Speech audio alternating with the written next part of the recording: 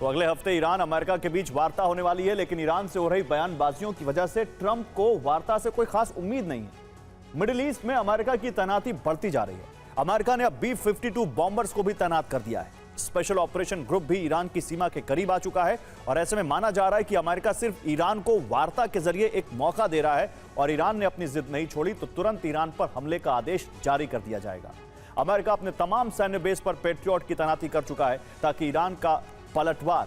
Iran के लिए America का एक B-52 बॉम्बर काफी है, लेकिन एक साथ कई B-52 बॉम्बर भेज दिए गए हैं। न्यूक्लियर हमले के साथ ही ये बॉम्बर बम की बरसात कर सकते हैं, क्योंकि अपने साथ 32,000 किलो वजन के बम रख सकता है। 50,000 फीट की ऊंचाई से हमला करने में माहिर है। लंबी दूरी का सबसोनिक जेट संचालित बम वर्षक विमान। जनवरी से अब तक 112 कार्गो विमान आ चुके हैं। मिडिल ईस्ट में एयर डिफेंस का चक्रव्यूह बनाया गया है। इजराइल समेत तमाम सैन्य बेस की सुरक्षा बढ़ा दी गई। रिपोर्ट के मुताबिक अभी 17 से 18 कार्गो विमान और आएंगे। उत्तर दिशा से भी ईरान को घेरा जा रहा है। अरब सागर से अजरबैजान तक यूएस सेना तैनात। अमेरिकी सीक्रेट रिपोर्ट के मुताबिक ईरान वार्ता के जरिए दुनिया को संदेश दे रहा है। ईरान अमेरिका पर मनमानी करने का आरोप लगाएगा। यूरेनियम संवर्धन को ईरान के मंत्री अधिकार बता रहे हैं। और ईरान की मीडिया, ईरान के नेताओं के बयान से जाहिर हो रहा है कि अमेरिका से वार्ता के दौरान ईरान न्यूक्लियर कार्यक्रम को बंद करने पर राजी नहीं होगा। यूरेनियम संवर्धन को ईरानी विदेश मंत्री ने ईरान का अधिकार बताया है। इसके अलावा ईरान पहले ही कह चुका है कि वो बैलिस्टिक मिसाइल कार्यक्रम पर थोपी जा रही शर्तों को भी नहीं मानेगा। इसके अलावा प्रॉक्सी संगठनों को ईरान सीक्रेट तरीके से मदद करता रहा है, इसलिए इस पर डील हुई भी तो उसके कोई मायने रह नहीं जाते। वार्ता के पहले ही ईरान को दहलाने की तैयारी पूरी हो चुकी है। ईरान के करीब एयरक्राफ्ट कैरियर अब्राहम लिंकन मौजूद है। ईरान के आसपास अमेरिका के कई डिस्ट्रॉयर भी मौजूद हैं।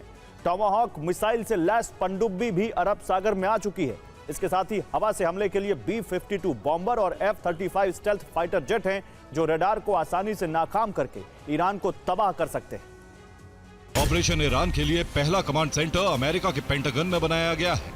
इसके साथ ही इजराइल में भी अमेरिका का कमांड सेंटर बनाया गया है।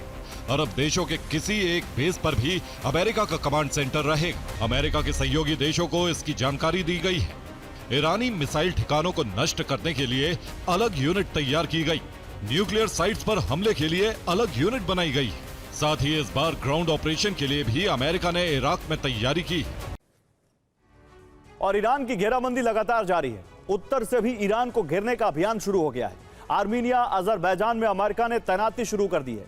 अमेरिका के कई कार्गो विमान इन दोनों देशों में पहुंचे। माना जा रहा है कि यहां अमेरिका की सेना और हथियार उतार रहे हैं ताकि जरूरत पड़ने पर उत्तर से भी ईरान पर हमलों की शुरुआत हो सके। ईरान के विदेश मंत्री अब्बास अराक्ची ने कहा, मेरा मानना है कि इस्लामी गणतंत्र ईरान की शक्ति का रहस्य दूसरों के वर्चस्व और दबाव के खिलाफ खड़े होने की क्षमता में है।